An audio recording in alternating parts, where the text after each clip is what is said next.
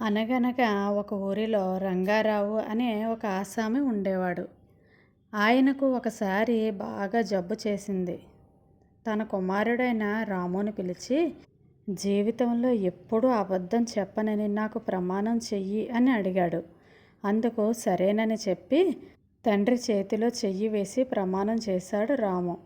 ఒకరోజు రాము అడవి మార్గాన పట్టణానికి వెళుతుండగా దోపిడీ దొంగలు అతన్ని చుట్టుముట్టారు. వారిలో ఒకడు, నీ దగ్గర ఏమున్నాయి అని అడిగాడు. నా దగ్గర 50 రూపాయలు ఉన్నాయి అని చెప్పాడు రాము. దొంగలు అతని జేబులు వెతికారు, కానీ ఏమీ దొరకలేదు.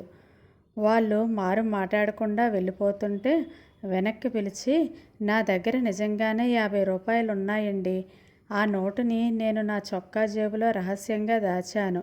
అది మీకు కనబడలేదు. ఇదిగో తీసుకోండి అంటూ తన దగ్గర ఉన్న 50 రూపాయల నోటు వారి చేతికి ఇవ్వబోయాడు. ఆ దొంగల ముఠా నాయకుడు రాము నిజాయితీకి సంతోషించి అతడిని మెచ్చుకున్నాడు. అంతేకాక 100 రూపాయల బహుమానం కూడా ఇచ్చి వెళ్ళిపోయాడు. తన తండ్రి నిజం చెప్పమని ఎందుకు చెప్పాడో రాముకి అర్థమైంది.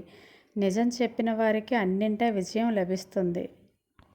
థ్యాంక్ యూ పిల్లలు. ఈ వీడియో కనుక మీకు నచ్చినట్లయితే ప్లీజ్ లైక్ చేయండి.